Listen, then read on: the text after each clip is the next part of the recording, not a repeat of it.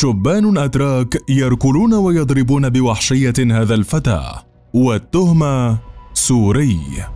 المشهد ذاته يتكرر مع شاب ثان وثالث ورابع وعاشر، والتهمة تتراوح بين سوري وعربي بحسب المعطيات المتوفرة. حتى النساء لم تسلم في شوارع تركيا، ويمكن أن نضيف للتهمة تاء مربوطة فتكون إما سورية أو عربية.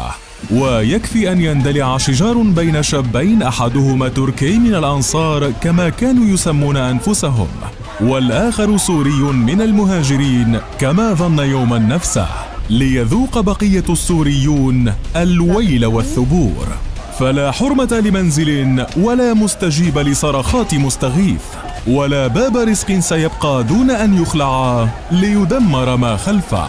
فعاش آلاف السوريون المقيمون في منطقة ألتنداغ بالعاصمة أنقرة ساعات طويلة من الرعب التي لم تنتهي حتى طلوع الفجر، جراء هجمات نفذها مواطنون أتراك استدعى تدخلا كبيرا وإن جاء متأخرا من أفراد الشرطة وعناصر مكافحة الشغب الذين اعتقلوا العشرات، لتصبح أحدث الهجمات العنصرية في تركيا ضد العرب والسوريين، لارتباطها بحملات تحريض بدأتها أحزاب معارضة تركية قبل أسابيع دون أي تحرك حكومي لمحاسبة المحرضين أو المعتدين، خاصة وأن التحريض ضد اللاجئين السوريين في البلاد وصل إلى مستويات غير مسبوقة، مع بث وسائل الإعلام التركية تقارير تبرر ما فعله العنصريون من الأتراك بالقول إنهم لا يريدون سوريين ولاجئين داخل البلاد.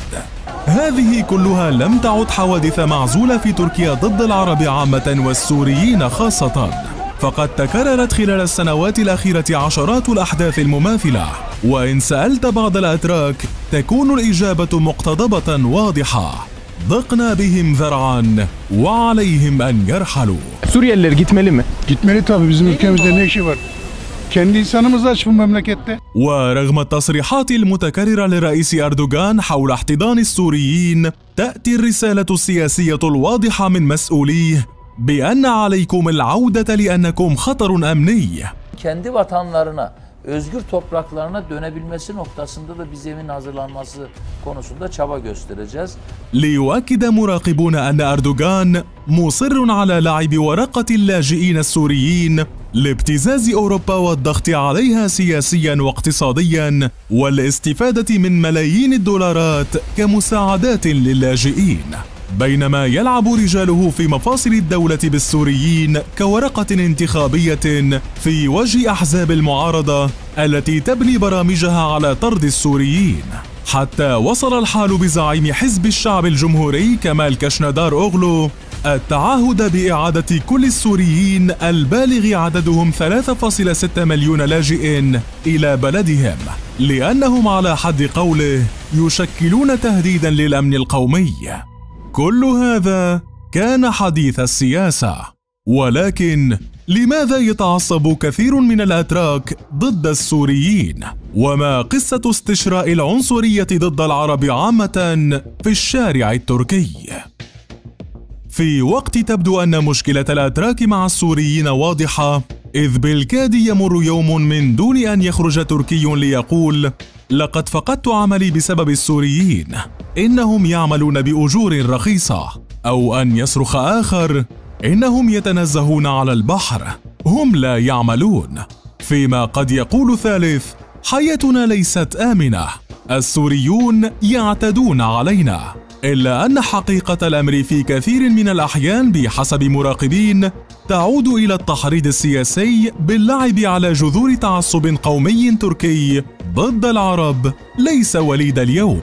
فقبل نحو 500 عام كان الأتراك العثمانيون يحتلون أغلب الدول العربية، ورغم أن الدولة العثمانية كانت إمبراطورية متعددة الثقافات، لكن السلاطين العثمانيين عملوا على استبعاد العرب، وفي الغالب تم تعيينهم في مناصب محلية فقط، بينما معظم المناصب الحكومية الرئيسية كان يشغلها أتراك أو غير عرب، باستثناء إمارة الحجاز التي عهد بها للعرب من أبنائها، وتراوحت معاداة العروبة في تركيا حينها بين الاضطهاد المنهجي وإنكار الثقافة العربية في الدولة.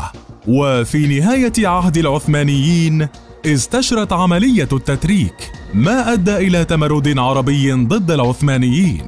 ويذكر التاريخ جيدا مذابح العثمانيين بحق العرب انتقاما لتحرير أراضيهم، لا سيما مع صعود القومية التركية التي تقلل من شأن كل ما هو عربي. لتبقى من شواهد التاريخ ما فعله جمال باشا السفاح عندما عين حاكما على سوريا عام 1915، حين أعدم 7 من القادة القوميين العرب في دمشق وبيروت. ولم يخرج العثمانيون من بلاد العرب مودعين بالورود، بل بقوة السلاح مهزومين منسحبين كأي قوة احتلال بعد اندلاع الثورة العربية الكبرى عام 1916. وبحسب الدراسات التركية لصورة العرب لدى الأتراك، وآخرها الصادرة عن جامعة مرمرة التركية عام 2010، فإن نحو نصف الأتراك لديهم آراء سلبية جدا عن العرب، وهذه النسبة تزيد لدى الذكور عن الإناث، بحيث تلعب المناهج المدرسية الدور الأكبر بالعنصرية ضد العرب، خاصة كتب التاريخ التي تصور العرب بأنهم خائنون، كما تنسب مناهج التعليم للعرب صفات بأنهم لا يهتمون بنظافتهم. وبحسب الدراسة ذاتها، فإن المجتمع التركي اعتاد النظر للعربي على أنه مجرد بدوي، كما يسخر الموروث الشعبي التركي بقصص عن العرب تصورهم بممتهن الاعتداء والإغارة والنهب والقمع. وبحسب المفكر العربي السوري عبد الرحمن الكواكبي، فإن آل عثمان رفضوا اللغة العربية بسبب كراهيتهم للعرب. ولطالما استدل الكواكبي على وجود العنصرية بالمجتمع التركي ضد العرب من أقوالهم التي تجري على ألسنتهم مجرى الأمثال. على عرب الحجاز ديلنجي عرب، أي العرب الشحاذين، وإطلاقهم على المصريين كورفلا بمعنى الفلاحين الأجلاف، وتعبيرهم بلفظة عرب عن الرقيق وعن كل حيوان أسود. كما أن هناك تصوير سلبي كبير تجاه العرب في تركيا يربط العرب بالتخلف، يرجع تاريخه إلى تركيا الكمالية، أي بعهد كمال أتاتورك في ثلاثينيات القرن الماضي. وقد استمر هذا في التأثير على المجتمع التركي الحديث، حيث يتم تصوير العرب في كثير من الأحيان على أنهم أشرار وغير متحضرين وإرهابيين وغير أكفاء وأغبياء وما إلى ذلك، فيما يتم تصوير الشعب التركي على أنهم محاربون نبلاء وكريمون ومخيفون ومخلصون وشجعان ومفعمون بالحيوية. ويبقى من أهم الشواهد على هذه النظرية السلبية التركية حيال العرب هجوم الإعلام التركي على رئيس الوزراء نجم الدين أربكان جراء زيارته إلى ليبيا في التسعينيات بعد تصريحات للقذافي ضد أنقرة، إذ تركز الخطاب الإعلامي حينها على أن الحكومة التركية سمحت للبدو بإهانة الشرف الوطني لتركيا.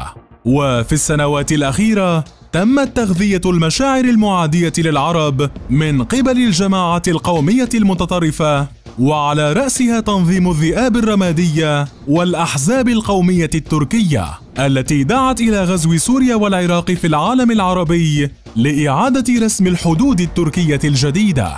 وهذا ما فعله أردوغان بالفعل من خلال التوغل في سوريا، مستغلا اندلاع الثورة السورية ضد نظام بشار الأسد عام 2011.